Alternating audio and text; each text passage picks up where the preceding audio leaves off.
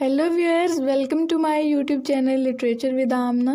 उम्मीद है आप सब खैरियत से होंगे। आज की वीडियो में हम डिस्कस करेंगे एक पाकिस्तानी ऑथर अहमद अली का बहुत ही फेमस नावल ट्वाइलाइट इन दिल्ली। ट्वाइलाइट इन दिल्ली एक पोस्ट कॉलोनियल नावल है जो 1940 में पब्लिश हुआ और 1911 से 1919 तक के टाइम पीरियड में सेट किया गया, जब इंडिया ब्रिटिशर्स की एक कॉलोनी थी। कि कैसे ब्रिटिशर्स ने सब कॉन्टिनेंट पर कब्जा किया, यानी अंग्रेज़ों ने बर्रसगीर को कॉलोनाइज किया और मुख्तलिफ तरह से बर्रसगीर के कल्चर और कस्टम्स को तबाह किया। और इसका जॉनरा है हिस्टोरिकल फिक्शन। ट्वाइलाइट का मतलब है जब सूरज डूब रहा होता है, यानी ये डिक्लाइन और जवाल को जाहिर करता है कि अंग्रेज़ों की आमद से दिल्ली की तहजीब जवाल पजीर हो रही थी। दिल्ली जो सेंटर ऑफ मुस्लिम कल्चर और सोशियो पॉलिटिकल वैल्यूज़ का सिंबल था, और अंग्रेज़ों की आमद से ये आहिस्ता आहिस्ता जवाल पजीर होने लगा। लेट 19th सेंचुरी में बड़े बड़े बाकमाल शायर भी दिल्ली में बसने लगे थे। नॉवल का आगाज़ 20वीं सदी की दूसरी दहाई से होता है और कहानी के शुरू में मौसम गर्मा है और ट्वाइलाइट का वक्त होता है जब मीर निहाल घर आता है। मीर निहाल की वाइफ बेगम निहाल इससे कुछ बात करना चाह रही थी। दोनों की एज 50+ है। मीर निहाल एक मुस्लिम करेक्टर है जो अपनी लाइफ में डोमेस्टिक चेंजेस को फेस करता है और इसकी डुअल पर्सनालिटी दिखाई गई है, यानी एक तरफ तो ये बहुत ट्रेडिशनल मैन है और अपनी फैमिली का बहुत ख्याल रखने वाला लविंग और केयरिंग दिखाया गया है, लेकिन दूसरी तरफ इसका एक प्रोस्टिट्यूट बबन जान के साथ अफेयर चल रहा होता है और इस अफेयर के बारे में इसके घर वालों को बिल्कुल भी अंदाजा नहीं था।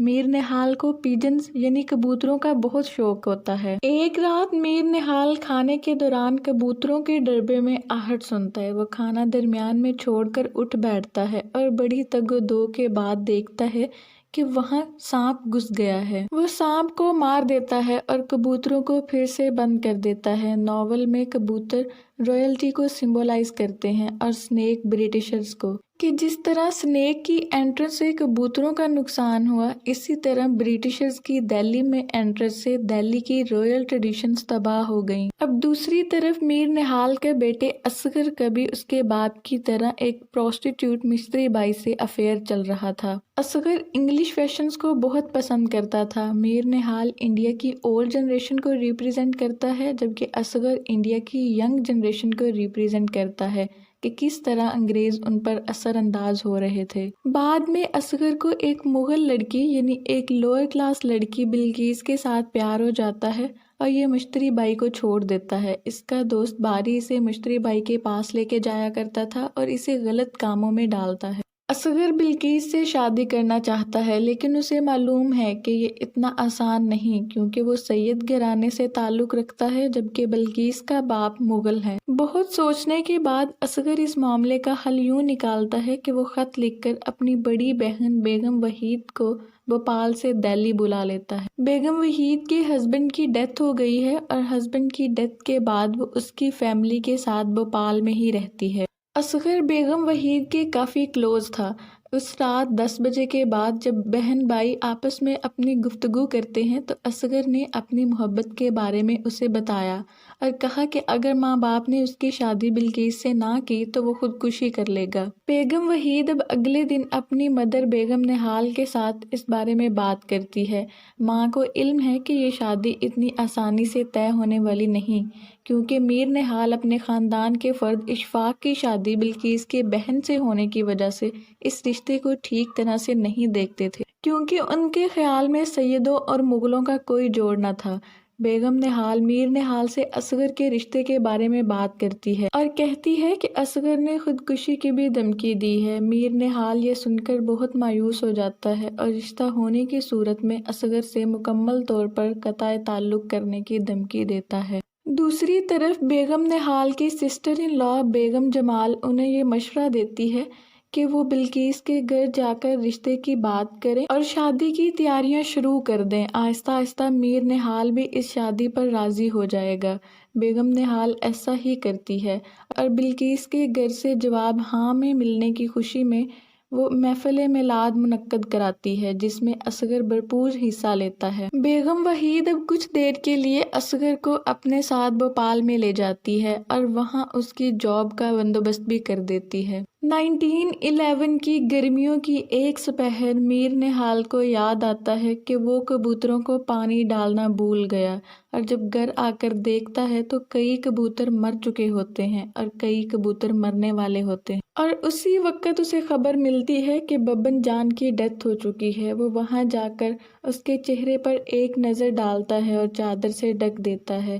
ببن جان کی ماں کو کچھ رقم دے کر وہ گھر واپس آ جاتا ہے۔ اگلی صبح ناشتے کے وقت اسے اچانک خیال آتا ہے کہ اس نے رات کے وقت کبوتروں کو بند نہیں کیا تھا، اور دیکھتا ہے کہ ایک بلی سارے کبوتروں کو کھا چکی ہے۔ میر نہال بہت غم زدہ ہو جاتا ہے اور اس واقعے کے بعد وہ کبوتروں کا کاروبار چھوڑ دیتا ہے۔ یہاں بلی سمبولائز کر رہی ہے برٹشرز کو، کہ جس طرح بلی کی انٹرنس سے کبوتر ختم ہو گئے، اسی طرح برٹشرز کی انٹرنس سے دہلی کی تہذیب تباہ ہو گئی۔ اب میر نہال دن بھر افسردہ گھر میں ہی رہتا۔ ایک دن اس نے اعلان کیا کہ وہ بلقیس اور اصغر کی شادی سے راضی ہے۔ اس سے سب گھر والے خوش ہو جاتے ہیں اور اصغر کی شادی کی تیاریاں زور و شور سے ہونے لگتی ہیں۔ پھر رمضان شریف کی آمد اور اس کے بعد عید کی گہما گہمی، ہر طرف خوشیوں کا سما ہوتا ہے۔ بیگم وحید اور اصغر بھی بھوپال سے واپس آ جاتے ہیں۔ اصغر نے اپنی تنخواہ میں سے جمع شدہ روپے میر نہال کو پیش کرتا ہے۔ پھر 7 دسمبر 1911 کو جارج ففتھ کو دہلی میں تاج پہنایا جاتا ہے، جسے میر نہال اور دوسرے سب گھر والے دیکھنے جاتے ہیں۔ بادشاہ ایک جلوس کی شکل میں شاہی قلعے سے نکلتا ہے اور روانہ ہو جاتا ہے۔ توپیں سلامی دے رہی ہوتی ہیں۔ میر نہال کو یہ جلوس دیکھ کر 14 ستمبر 1857 کا تاریخی دن یاد آ جاتا ہے، جب دہلی میں جامع مسجد کی سیڑھیاں مسلمانوں کے خون سے سرخ تھیں۔ جنگ آزادی 1857 کے موقع پر ہی میر نہال اور اس کے بڑے بھائی میر جمال کی جائیداد کا کافی حصہ لوٹ لیا گیا تھا، لیکن ان کے پاس اتنی جائیداد تھی کہ وہ گھر کا خرچہ چلا سکیں۔ پھر اصغر کی شادی بلقیس سے ہو جاتی ہے۔ میر نہال کے دونوں بڑے بیٹے، ان کی بیویاں، بچے اور بیگم وحید اس کی شادی سب اٹینڈ کرنے کے لیے دہلی آتے ہیں۔ کچھ عرصے بعد میر نہال کی چھوٹی بیٹی مہرو کی بارات بھوپال سے آتی ہے۔ میر نہال اپنے ہونے والے داماد معراج کو دیکھ کر بہت حیران ہوتا ہے، کیونکہ وہ شکار کا بہت شوقین تھا اور اس کی شکل بہت بھیانک تھی۔ ایک بار اس کی بندوق سے نکلنے والی گولی اس کے چہرے پر جا لگی تھی، جس سے نہ صرف اس کا ایک کان اڑ گیا تھا بلکہ اس کا چہرہ بھی مسخ ہو گیا تھا، اور گولی دماغ میں یوں لگی کہ نکالی نہ جا سکی، جس کے باعث اس کا ذہن ذرا سا ہل گیا تھا۔ میر نہال کہتا ہے کہ وہ اپنی بیٹی کی شادی کبھی بھی ایسے شخص سے نہیں کرے گا، لیکن اپنے بیٹے حبیب الدین کے کہنے پر وہ رضامند ہو جاتا ہے کہ بارات خالی واپس جانے پر لوگ دلہے کو کچھ نہیں کہیں گے بلکہ دلہن کے ہی نقص نکالیں گے۔ شادی کے لیے گھر کا کوئی فرد خوش نہ تھا، لیکن مہرو کو رخصت کر دیا گیا۔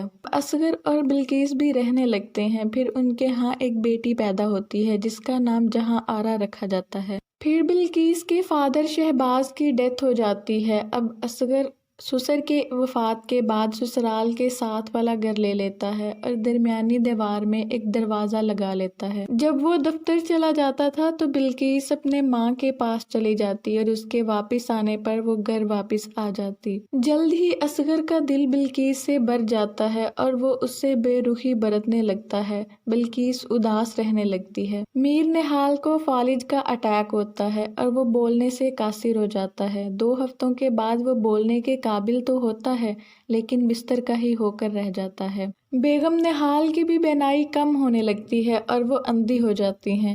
دوسری طرف اصغر زیادہ ٹائم اپنی بیٹی جہاں آرا کے ساتھ سپینڈ کرتا۔ پھر اسے اچانک بلقیس پر پیار آ جاتا ہے اور وہ اپنے کیے پر معافی مانگتا ہے اور بلقیس کا دھیان رکھنے کا وعدہ کرتا ہے۔ 1918 میں موسم گرما میں دہلی اور کئی دیگر شہروں میں انفلوئنزا کی وبا پھیل جاتی ہے اور کوئی گھر شاید ہی ایسا بچا ہو جہاں کوئی موت واقع نہ ہوئی ہو۔ بلقیس کی حالت بھی دن بدن خراب ہونے لگتی ہے اور ایک دن اچانک صبح 4 بجے بلقیس बल्किस की डेथ हो जाती है। असगर इस सदमे को बहुत महसूस करता है और रोजाना कब्रिस्तान जाने लगता है, जहां आरा बिल्किस की बहन जोहरा से बहुत अटैच हो जाती है। जोहरा 16 ईयर्स ओल्ड है। इसी बहाने असगर और जोहरा एक दूसरे के करीब आने लगते हैं और आहिस्ता आहिस्ता एक दूसरे से मोहब्बत करने लगते हैं।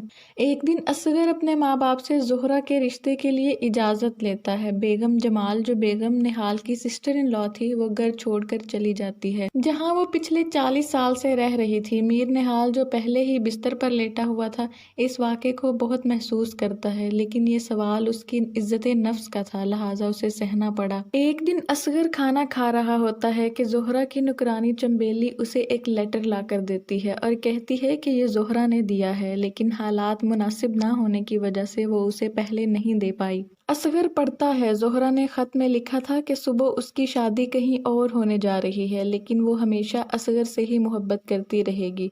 भला खुदा के कामों में कौन दखल दे सकता है। मीर निहाल बिस्तर पर लेटे लेटे दिन गुजार रहा था। अब वो इतना कमजोर हो गया था कि वो माजी की सुहानी यादों को भी ज़हन में नहीं ला सकता था। उसकी जिंदगी मौत से भी बदतर हो गई थी। शायद हुस्न जमाल दुनिया से रुखसत हो गए। सूरज गरूब हो जाता है और दिन अपनी जगह रात को दे देता है।